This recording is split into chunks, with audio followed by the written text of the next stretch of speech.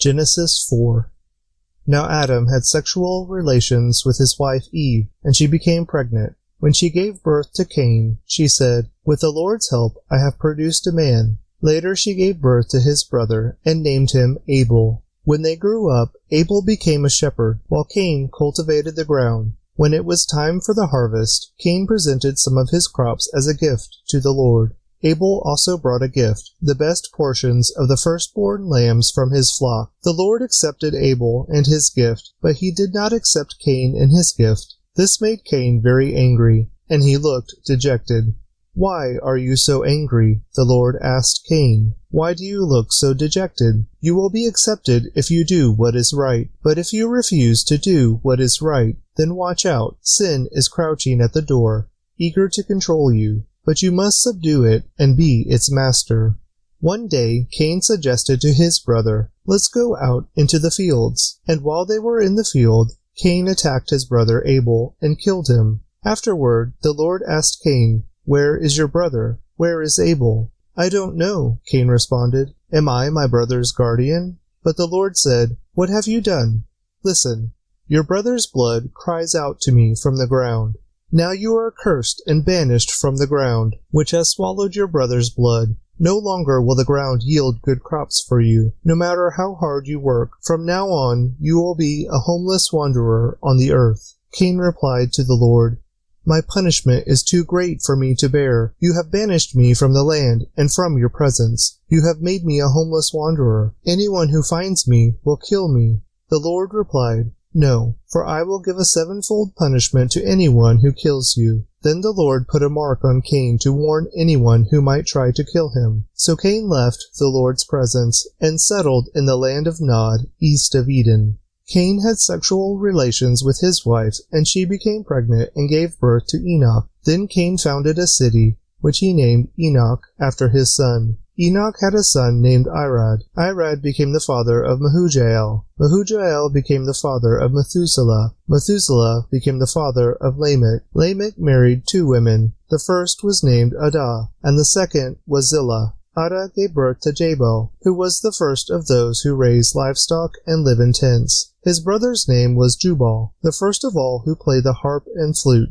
Lamech's other wife, Zillah, gave birth to a son named Tubal-Cain. He became an expert in forging tools of bronze and iron. Tubal-Cain had a sister named Naamah. One day Lamech said to his wives, "Adah and Zillah, hear my voice. Listen to me, you wives of Lamech. I have killed a man who attacked me, a young man who wounded me. If someone who kills Cain is punished 7 times, then the one who kills me will be punished 77 times. Adam had sexual relations with his wife again, and she gave birth to another son. She named him Seth, for she said, "God has granted me another son in place of Abel, whom Cain killed." When Seth grew up, he had a son and named him Enosh. At that time people first began to worship the Lord by name. Genesis 5. This is the written account of the descendants of Adam. When God created human beings, he made them to be like himself. He created them male and female, and he blessed them and called them human. When Adam was 130 years old, he became the father of a son who was just like him, in his very image. He named his son Seth. After the birth of Seth, Adam lived another 800 years, and he had other sons and daughters. Adam lived 930 years, and then he died. When Seth was 105 years old, he became the father of Enosh. After the birth of Enosh, Seth lived another 807 years, and he had other sons and daughters. Seth lived 912 years, and then he died. When Enosh was 90 years old, he became the father of Kenan. After the birth of Kenan, Enosh lived another 815 years. He had other sons and daughters. Enosh lived 905 years, and then died. When Kenan was 70 years old, he became the father of Mahalalel. After the birth of Mahalalel, Kenan lived another 840 years, and he had other sons and daughters. Kenan lived 910 years, and then he died. When Mahalalel was 65 years old, he became the father of Jared. After the birth of Jared, Mahalalel lived another 830 years. He had other sons and daughters. Mahalalel lived 895 years, and then he died. When Jared was 162 years old, he became the father of Enoch. After the birth of Enoch, Jared lived another 800 years. And he had other sons and daughters. Jared lived 962 years, and then he died. When Enoch was 65 years old, he became the father of Methuselah. After the birth of Methuselah, Enoch lived in close fellowship with God for another 300 years, and he had other sons and daughters. Enoch lived 365 years, walking in close fellowship with God. Then one day he disappeared, because God took him. When Methuselah was 187 years old, he became the father of Lamech.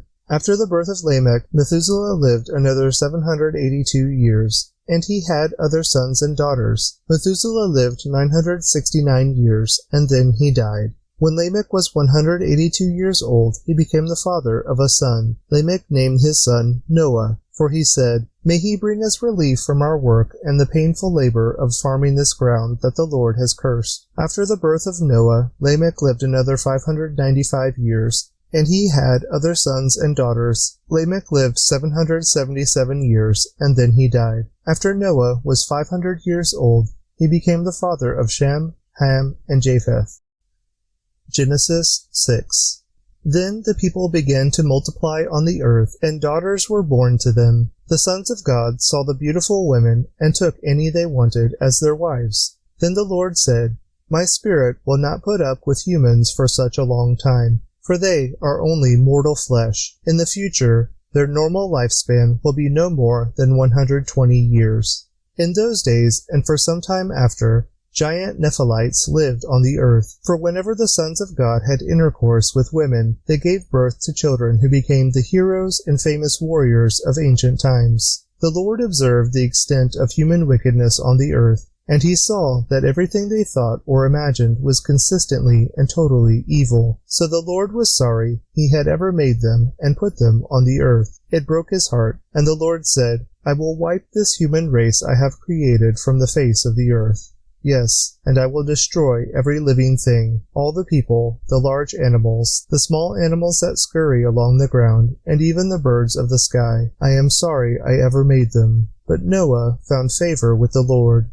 This is the account of Noah and his family. Noah was a righteous man, the only blameless person living on the earth at the time, and he walked in close fellowship with God. Noah was the father of 3 sons, Shem, Ham, and Japheth. Now God saw that the earth had become corrupt and was filled with violence. God observed all this corruption in the world, for everyone on the earth was corrupt. So God said to Noah, "I have decided to destroy all living creatures, for they have filled the earth with violence. Yes, I will wipe them all out, along with the earth. Build a large boat from cypress wood, and waterproof it with tar, inside and out. Then construct decks and stalls throughout its interior. Make the boat 450 feet long, 75 feet wide, and 45 feet high. Leave an 18-inch opening below the roof all the way around the boat. Put the door on the side, and build 3 decks inside the boat, lower, middle, and upper.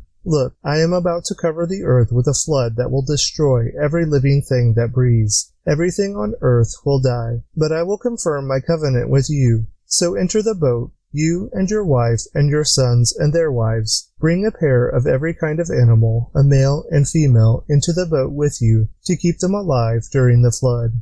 Pairs of every kind of bird and every kind of animal, and every kind of small animal that scurries along the ground will come to you to be kept alive. And be sure to take on board enough food for your family and for all the animals." So Noah did everything exactly as God had commanded him.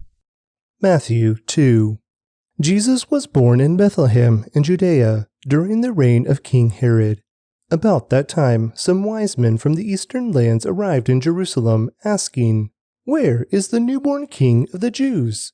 We saw his star as it rose, and we have come to worship him." King Herod was deeply disturbed when he heard this, as was everyone in Jerusalem. He called a meeting of the leading priests and teachers of religious law and asked, "Where is the Messiah supposed to be born?" "In Bethlehem in Judea," they said, "for this is what the prophet wrote.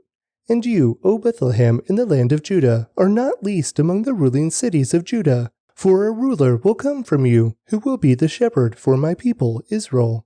Then Herod called for a private meeting with the wise men, and he learned from them the time when the star first appeared. Then he told them, "Go to Bethlehem and search carefully for the child, and when you find him, come back and tell me, so that I can go and worship him too." After this interview, the wise men went their way, and the star they had seen in the east guided them to Bethlehem. It went ahead of them and stopped over the place where the child was. When they saw the star, they were filled with joy. They entered the house and saw the child with his mother, Mary, and they bowed down and worshipped him. Then they opened their treasure chests and gave him gifts of gold, frankincense, and myrrh. When it was time to leave, they returned to their own country by another route, for God had warned them in a dream not to return to Herod. After these wise men were gone, an angel of the Lord appeared to Joseph in a dream. "Get up, flee to Egypt with the child and his mother," the angel said. "Stay there until I tell you to return, because Herod is going to search for the child to kill him." That night Joseph left for Egypt with the child and Mary his mother, and they stayed there until Herod's death. This fulfilled what the Lord had spoken through the prophet, "I called my son out of Egypt." Herod was furious when he realized that the wise men had outwitted him. He sent soldiers to kill all the boys in and around Bethlehem who were 2 years old and under, based on the wise men's report of the star's first appearance. Herod's brutal action fulfilled what God had spoken through the prophet Jeremiah. A cry was heard in Ramah, weeping and great mourning. Rachel weeps for her children, refusing to be comforted, for they are dead. When Herod died, an angel of the Lord appeared in a dream to Joseph in Egypt. "Get up," the angel said. "Take the child and his mother back to the land of Israel, because those who were trying to kill the child are dead." So Joseph got up and returned to the land of Israel with Jesus and his mother. But when he learned that the new ruler of Judea was Herod's son, Archelaus, he was afraid to go there. Then, after being warned in a dream, he left for the region of Galilee.